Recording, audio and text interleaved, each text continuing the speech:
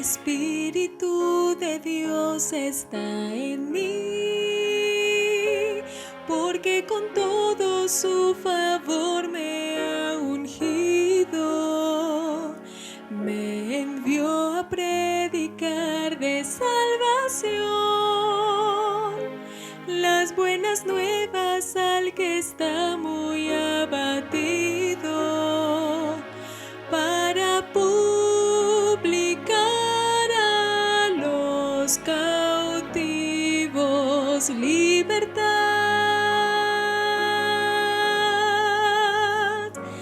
de la buena voluntad del año de Jehová. Pronto el día llegará cuando mi Dios la paz traerá. Por dolor gloria dará, en vez de luto gozo habrá. A sus hijos Dios llamará sacerdotes y ministros de Jehová.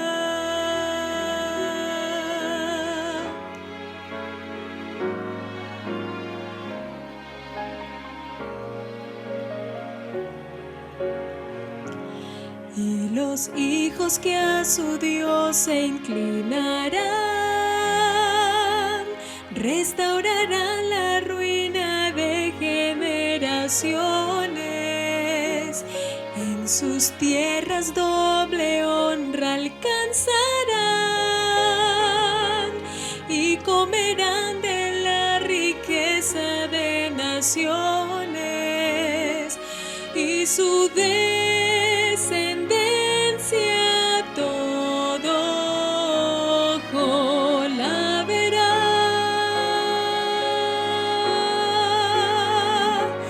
Reconocerán que son linaje de Jehová.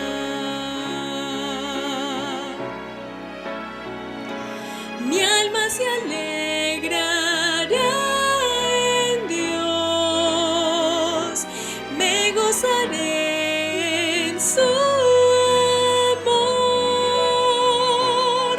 Con finura me vistió, pues me brindó la salvación. Con su manto fiel me cubrió, y su de justicia me llenó.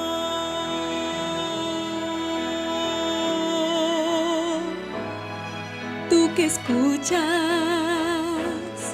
presta oído a la voz del Salvador.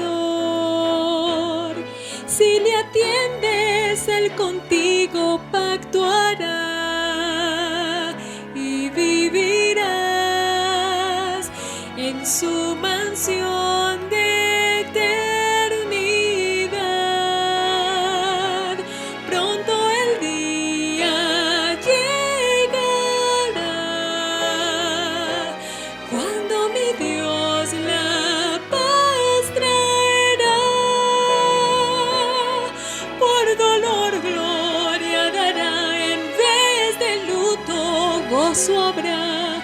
A sus hijos Dios llamará sacerdotes y ministros de Jehová.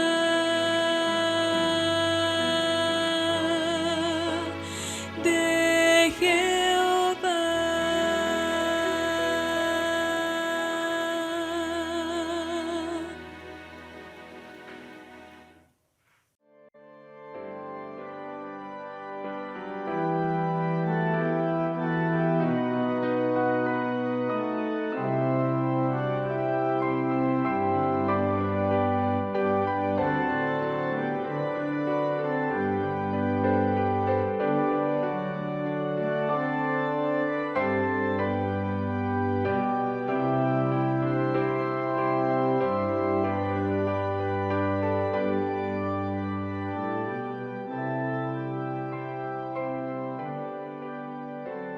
Les extendemos a todos una cordial bienvenida en este sábado tan maravilloso que el Señor en su misericordia nos ha concedido.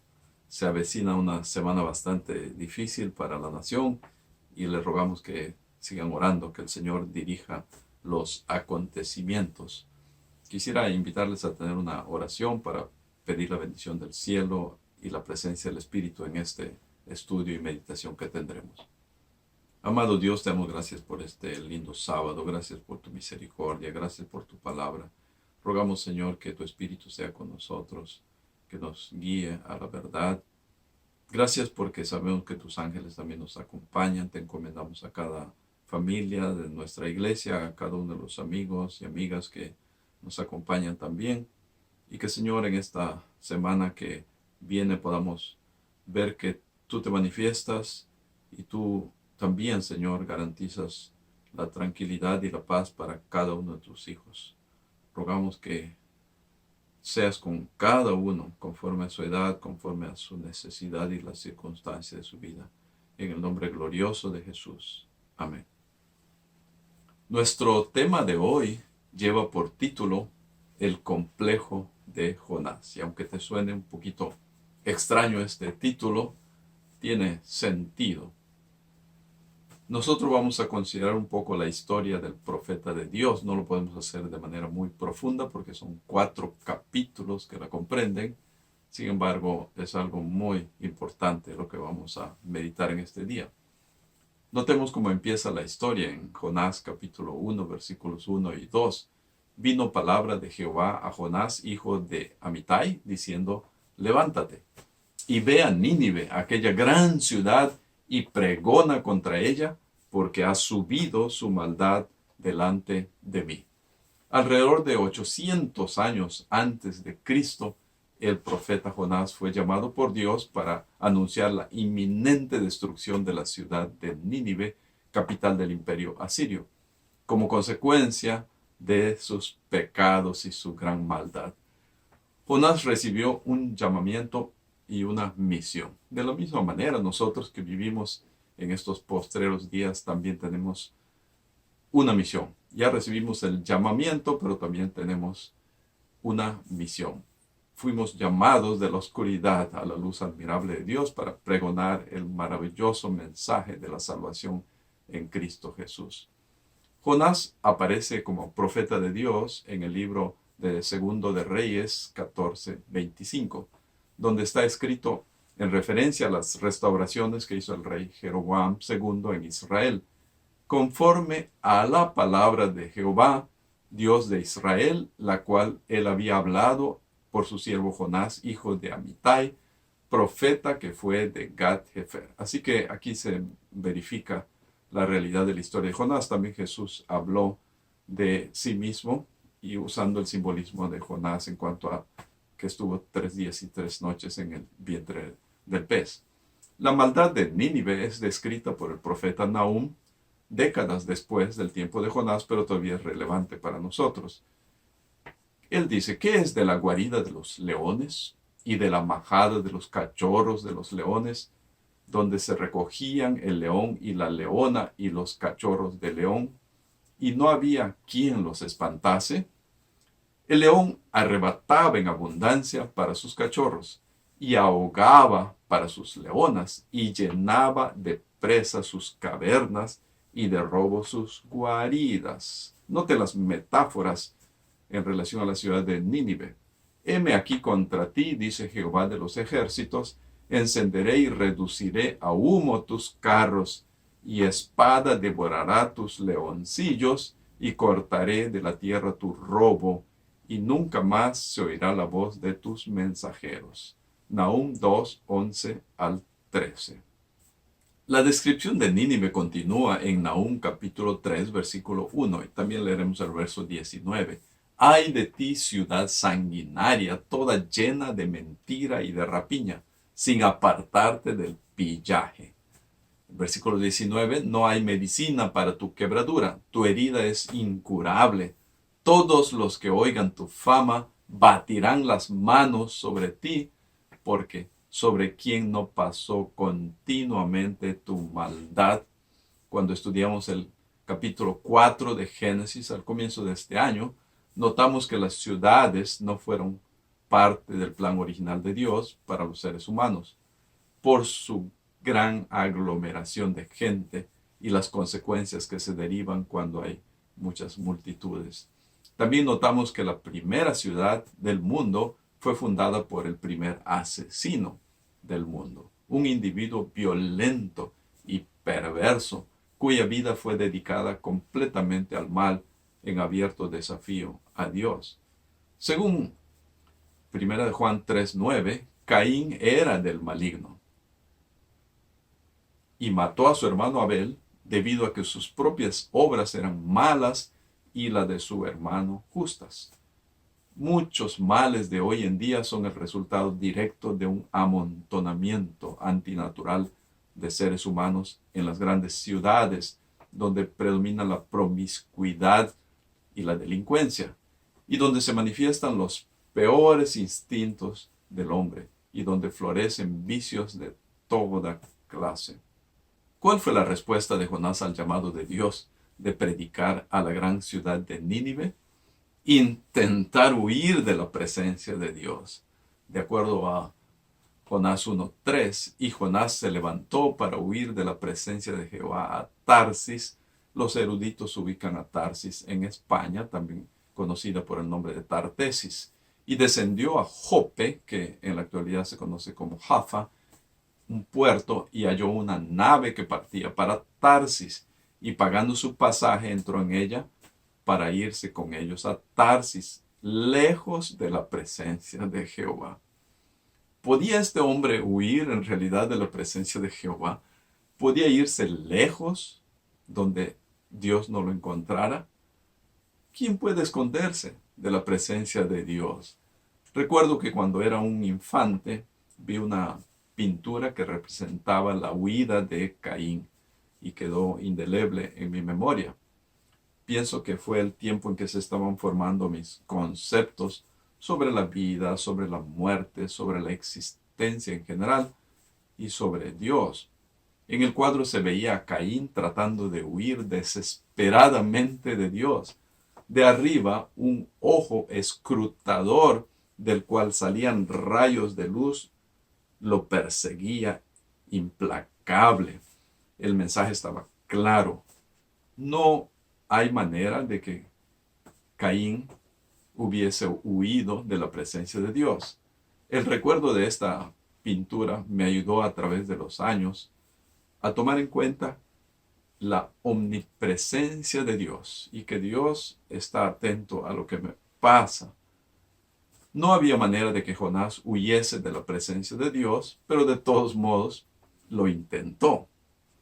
Dios le dijo que se vaya hacia el este, a Nínive. Jonás se dirige al oeste, en sentido contrario al que Dios lo envió.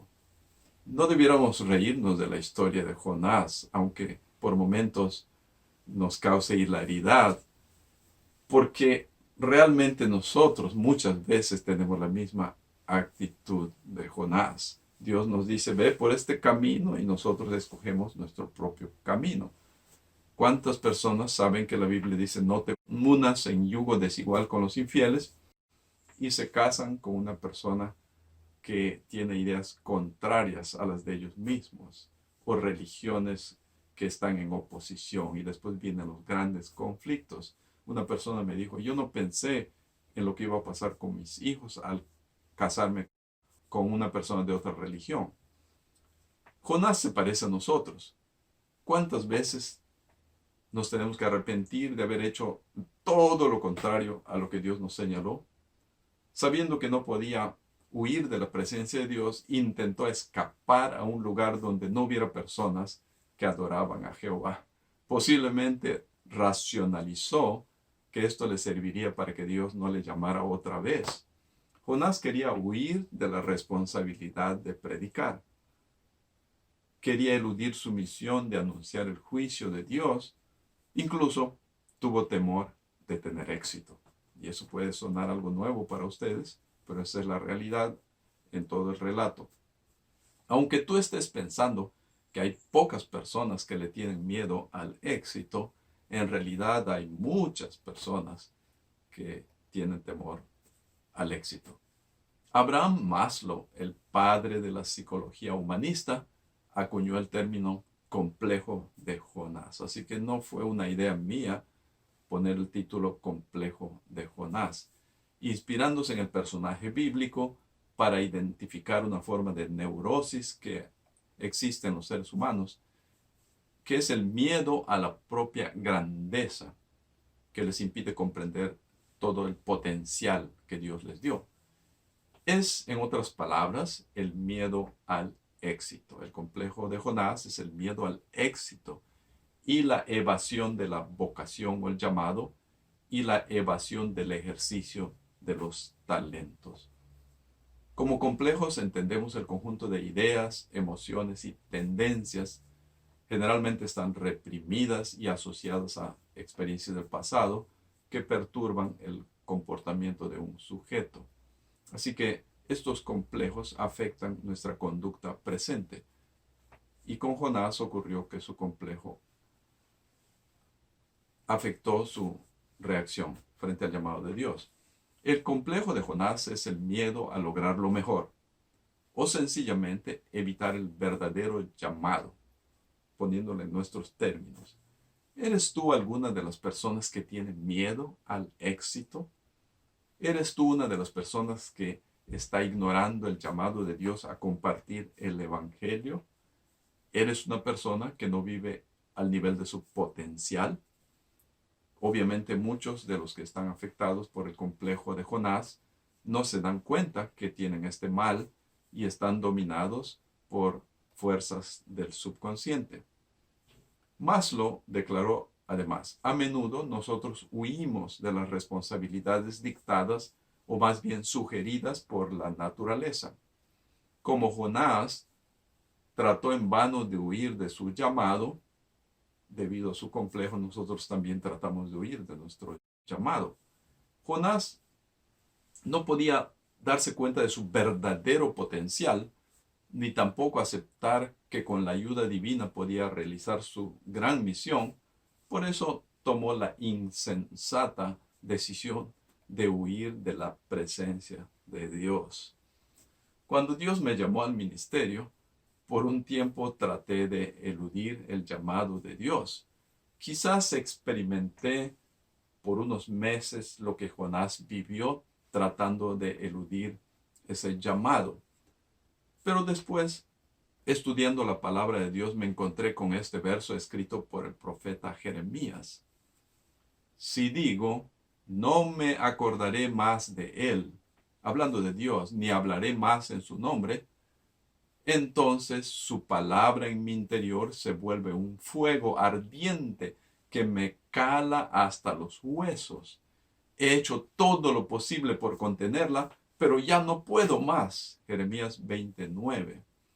Sintiendo ese fuego ardiente sobrenatural, llegué a entender que me era necesario obedecer la voz de Dios y mi vida tuvo que dar un cambio bastante radical.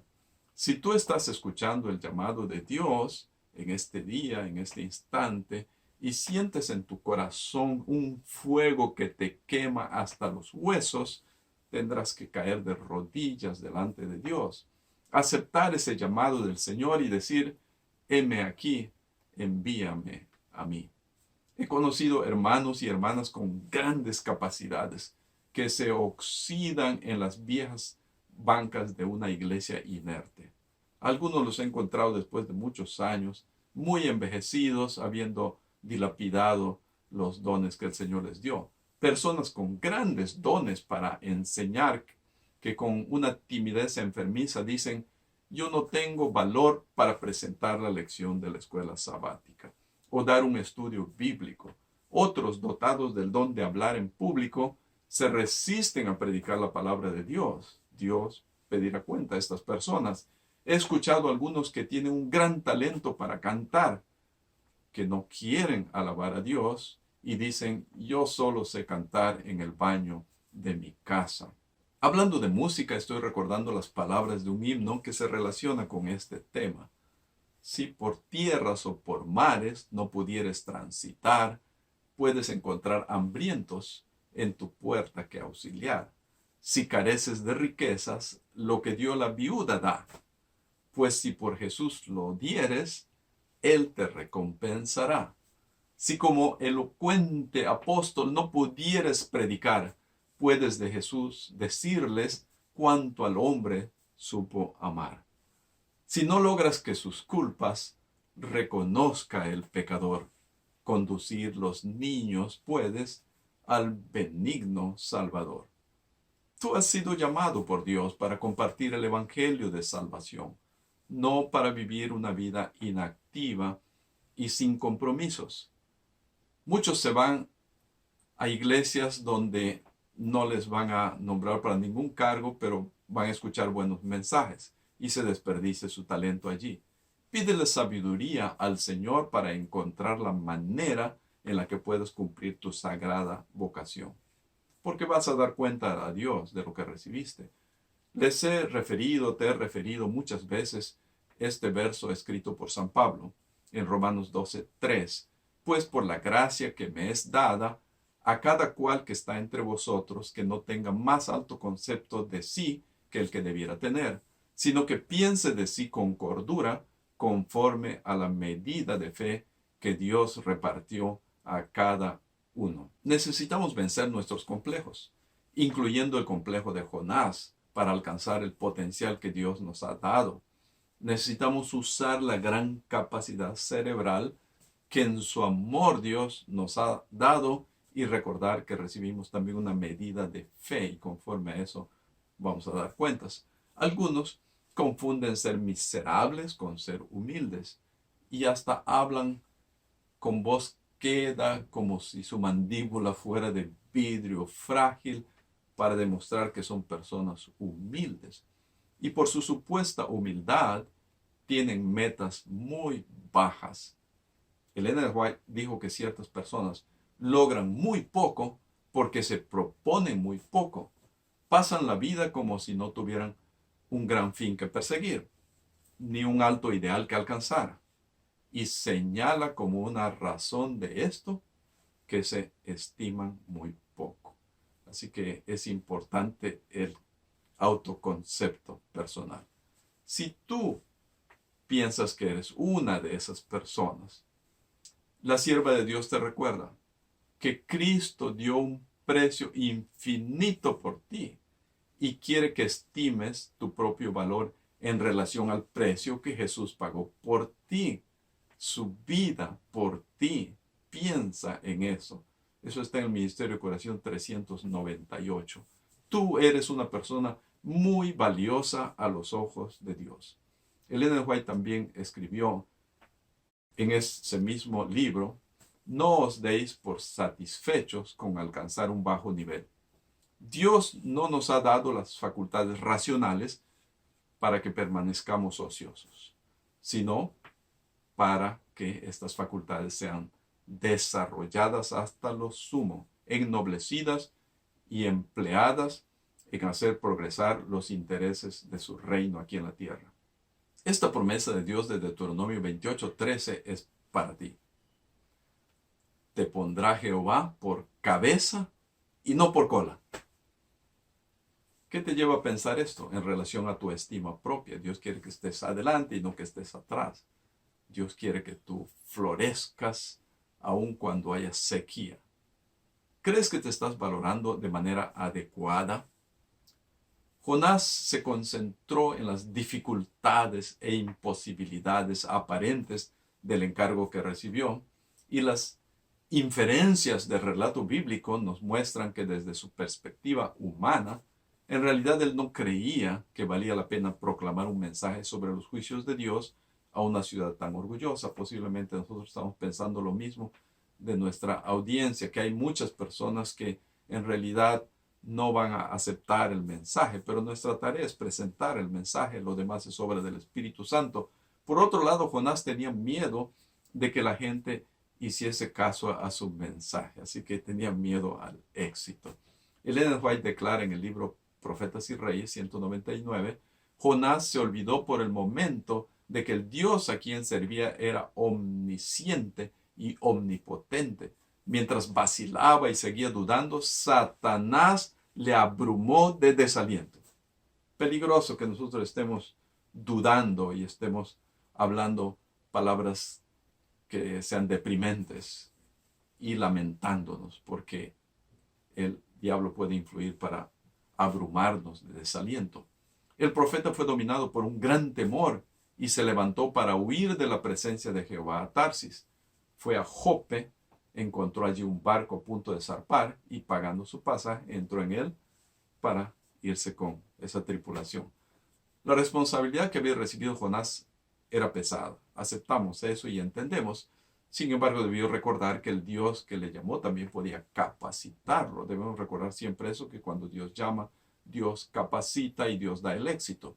Si el profeta hubiese obedecido sin dudar, se hubiera ahorrado muchas experiencias amargas y habría recibido grandes bendiciones. Por tratar de huir de la presencia de Dios, fue necesario que pasase por una serie de pruebas y experiencias insólitas. ¿Cuántos hemos pasado por experiencias similares antes de atender el llamado de Dios? El profeta no pudo continuar por mucho tiempo en su ida. La narración de Jonás 1, 4 al 5 es la siguiente. Pero Jehová hizo levantar un gran viento en el mar, y hubo en el mar una tempestad tan grande que se pensó que se partiría la nave, y los marineros tuvieron miedo, y cada uno clamaba a su Dios, y echaron al mar los enseres que había en la nave para descargarla de ellos. Pero Jonás había bajado al interior de la nave y se había echado a dormir. Estaba durmiendo en medio de la tormenta. Mientras los marineros solicitaban ayuda a sus dioses paganos, el patrón de la nave, angustiado, buscó a Jonás y le preguntó: ¿Qué tienes, dormilón? Levántate y clama a tu Dios. Quizá él tendrá compasión de nosotros y no pereceremos. Las oraciones del hombre que estaba tratando de huir de la presencia de Dios no fueron respondidas. Los marineros llegaron a la conclusión de que la violencia de la tempestad era muestra de cuán airados estaban sus dioses. Ellos tenían dioses regionales y dioses locales por ciudades. Eran diferentes sus conceptos a los que tenía Jonás. Finalmente propusieron que se echasen suertes para saber por quién era responsable de provocar la ira de sus dioses. Cuando echaron suertes, la suerte cayó sobre Jonás. Entonces le dijeron: decláranos ahora por qué nos ha venido este mal. ¿Qué oficio tienes y de dónde vienes? ¿Cuál es tu tierra y de qué pueblo eres? Y él les respondió: hebreo soy y temo a Jehová, Dios de los cielos, que hizo la mar y la tierra. Eso es según el libro Profetas y Reyes 200. Cuando Jonás les confesó que estaba huyendo de la presencia de Jehová, aquellos hombres temieron mucho y le dijeron: ¿por qué has hecho esto? Y mientras el mar se embravecía más, le preguntaron: ¿qué haremos para que la mar se calme? Él les respondió: tomadme y echadme a la mar, y la mar se os aquietará, porque yo sé que por mí ha venido esta grande tempestad sobre vosotros. El dramático relato continúa en el libro de Jonás capítulo 1 y verso 13. Y aquellos hombres trabajaron para hacer volver la nave a tierra, mas no pudieron, porque el mar se iba embraveciendo más y más contra ellos. Entonces clamaron a Jehová y dijeron: te rogamos ahora, Jehová, que no perezcamos nosotros por la vida de este hombre, ni pongas sobre nosotros la sangre inocente, porque tú, Jehová, has hecho como has querido. Y tomaron a Jonás y lo echaron al mar, y el mar se aquietó de su furor. Qué interesante. En su providencia infinita, Jehová tenía preparado un gran pez, el cual tragó a Jonás, y Jonás tuvo que pasar 3 días y 3 noches en el vientre del pez. Una experiencia realmente sorprendente la que vivió el profeta de Dios. Varios comentaristas de la Biblia señalan los descensos de Jonás. Sus observaciones resultan ser interesantes. Jonás huía del deber hacia la lejana Tartesis o España cuando sobrevino esta gran tempestad. Jonás descendió a Jope. Después bajó al interior de la nave, otro descenso. Cuando vino la tempestad, los marineros echaron suerte y echaron al mar a Jonás como resultado de echar las suertes. Descendió al mar. Cuando estuvo en el vientre del pez, descendió a lo profundo del mar. Después de todos estos descensos y cuando llegó al fondo, estando en el vientre del gran pez, Jonás se arrepintió de su desobediencia. Entonces oró a Jehová, su Dios, desde el vientre del pez.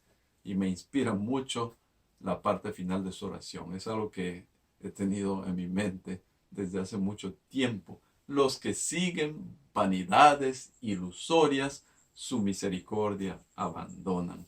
Mas yo con voz de alabanza te ofreceré sacrificios, pagaré lo que prometí. La salvación es de Jehová.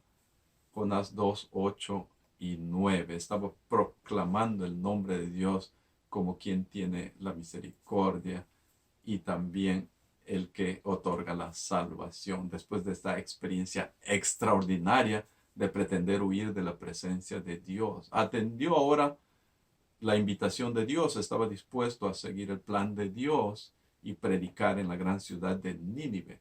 Debemos observar su reconocimiento de la misericordia y la gracia salvadora de Dios antes que él pudiera continuar su misión. Según Abraham Maslow, el complejo de Jonás es en parte temor de perder el control y la posibilidad de que seremos sometidos a una total transformación de la vieja persona que éramos. Interesante cómo lo pone el psicólogo Abraham Maslow, como que estuviera hablando un predicador. Necesitamos una transformación interior cuando vamos a realizar una misión para Dios. Cuando pienso que la actitud del profeta cambió, tengo que aceptar que también cambió en su interior. La narrativa continúa. Y mandó Jehová al pez y vomitó a Jonás en tierra. Jonás 2:10. Noten que en la palabra de Dios no se menciona que Jonás fue tragado por una ballena. En la imaginación y en la mente de la gente está la idea de una ballena en relación a Jonás, pero eso no aparece en la Biblia. Se habla de un gran pez. Jehová habló por segunda vez a Jonás diciendo, según Jonás 3, 2 y 4, levántate y ve a Nínive, aquella gran ciudad, y proclama en ella el mensaje que yo te diré. Y se levantó Jonás y fue a Nínive conforme a la palabra de Jehová, y era Nínive ciudad grande en extremo, de 3 días de camino. Y comenzó Jonás a entrar por la ciudad, camino de un día, y predicaba diciendo, de aquí a 40 días Nínive será destruida. De aquí a 40 días Nínive será destruida.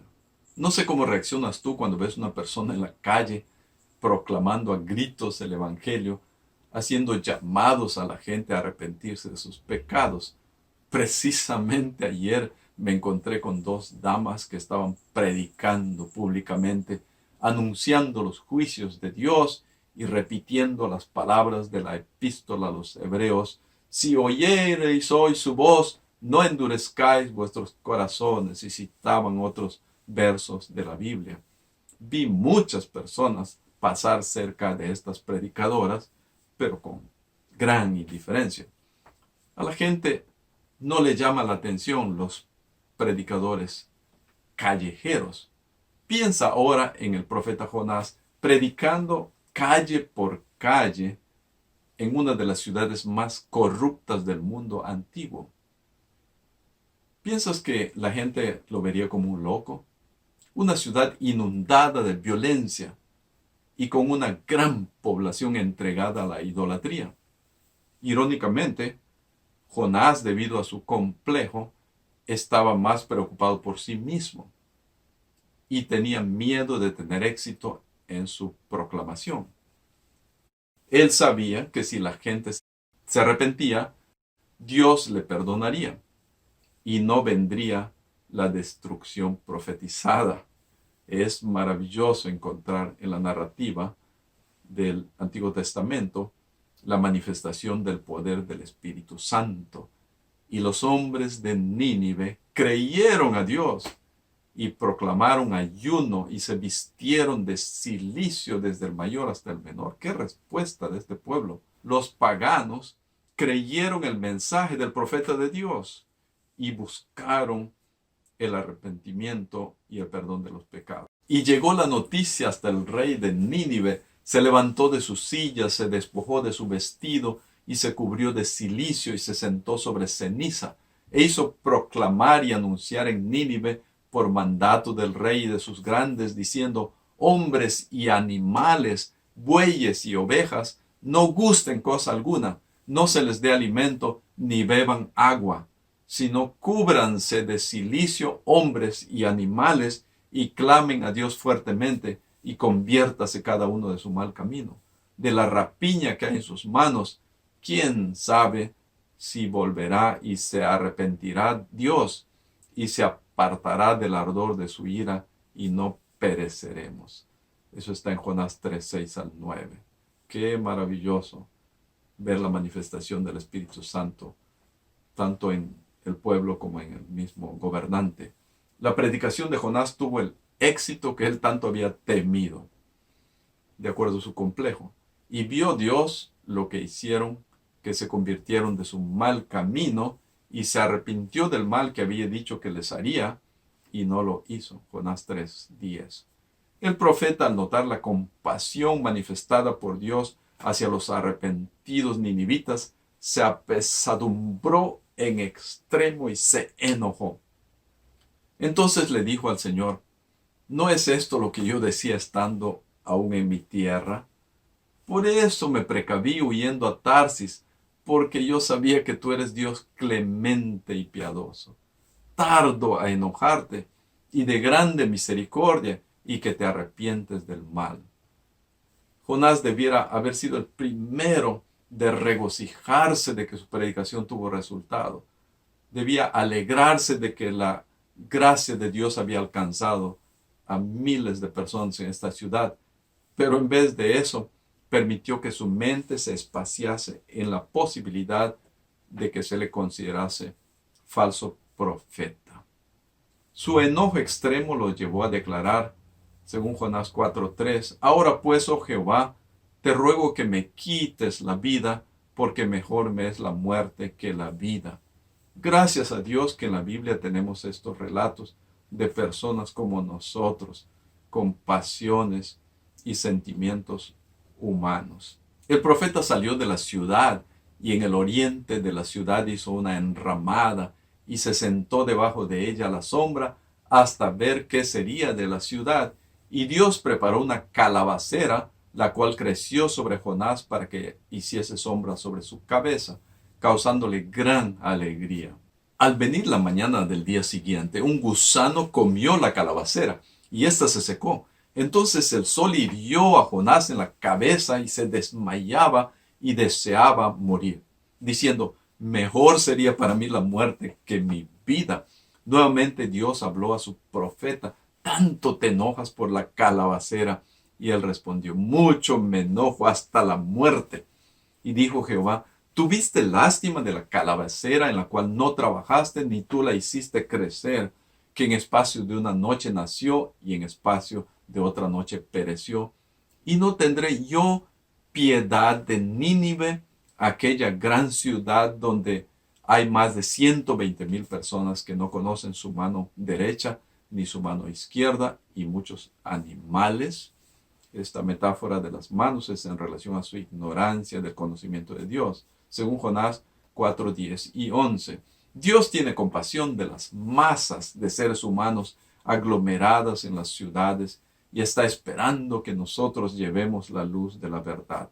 En las ciudades hay cientos de miles de personas que no conocen la gloria de Dios, su carácter de amor y misericordia, y no han aceptado la muerte expiatoria de Jesús en la cruz del Calvario.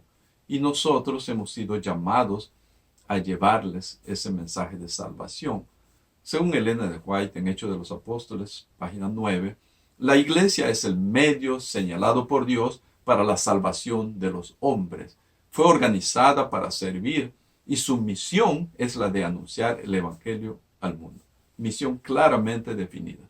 Desde el principio fue el plan de Dios que su iglesia reflejase al mundo su plenitud y su suficiencia. Los miembros de la iglesia, los que han sido llamados de las tinieblas a su luz admirable, han de revelar su gloria. Las iglesias, sin embargo, como los individuos, pueden huir de Dios. Hay iglesias que se han estancado y se han olvidado de su misión. Las congregaciones de ese tipo se están sirviendo a sí mismas. Las iglesias pueden huir de Dios y de su responsabilidad de predicar el Evangelio.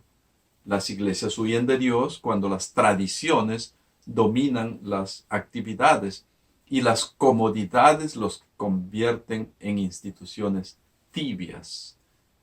Por eso se habla de la Odisea en la profecía de Apocalipsis, iglesias tibias. Cuando las iglesias se olvidan de su misión, se vuelven egoístas y conformistas. En el libro Profetas y Reyes, la página 204 en adelante, 205, se encuentran estas descripciones sombrías. Con rapidez y seguridad se está acumulando una culpabilidad casi universal sobre los habitantes de las ciudades por causa del constante aumento de la resuelta impiedad. La corrupción que prevalece supera la capacidad descriptiva de la pluma humana. Cada día nos comunica nuevas revelaciones de las contiendas, los cohechos y los fraudes. Cada día nos trae aflictivas noticias de violencias e iniquidades, de la indiferencia hacia el sufrimiento humano, de una destrucción de vidas realmente brutal e infernal. Cada día atestigua el aumento de la locura, los homicidios y los suicidios. Un poco más adelante, en el mismo libro, está este párrafo. Los mensajeros de Dios en las grandes ciudades no deben desalentarse por la impiedad, la injusticia y la depravación que son llamados a arrostrar mientras tratan de proclamar las gratas nuevas de salvación. En toda ciudad, por muy llena que esté de violencia y de crímenes, hay muchos que con la debida enseñanza pueden aprender a seguir a Jesús. A miles puede comunicarse así la verdad salvadora e inducirlos a recibir a Cristo como su Salvador personal. Hay esperanza para miles de personas que están en las ciudades y debiéramos tomar seriamente nuestro llamado y nuestra misión. Que el Señor nos ayude, hermanos, hermanas, amigos y amigas, todos los que están al alcance de mi voz en este día, que el Señor nos ayude para vencer nuestro egoísmo y nuestra timidez y superar nuestros complejos, particularmente el complejo de Jonás, el de tener miedo a realizar nuestro potencial, a alcanzar todo el propósito de Dios para nuestras vidas, para cumplir nuestra misión de proclamar el Evangelio. Porque según las palabras de Jesús, será predicado este Evangelio del reino en todo el mundo por testimonio a todas las naciones, y entonces vendrá el fin. Oremos. Amado Dios, te damos gracias por tu palabra. Gracias, Señor, porque nos identificamos con estos personajes bíblicos. Reconocemos que muchas veces somos necios para seguir nuestro camino contrariando tu voluntad. Y rogamos, Señor, que tú nos des la humildad suficiente para ceder a la influencia de tu Espíritu Santo, para atender el llamado que tú nos has hecho. Nos has sacado de la oscuridad, pero quieres que seamos luminarias para este mundo. Te rogamos, Señor, que nuestra iglesia local pueda cumplir su misión de predicar el Evangelio a las personas que están en su esfera de influencia. Te rogamos que seas con cada uno y que podamos cumplir el propósito por el cual tú nos trajiste a este mundo. Rogamos estas bendiciones por la sangre preciosa de nuestro Salvador Jesús. Amén. Muchas gracias por acompañarnos en este día. Que el Señor les colme de abundantes bendiciones, bendiciones espirituales, bendiciones materiales y todo género de bendiciones que Él pueda abrir las ventanas de los cielos para cada uno de ustedes.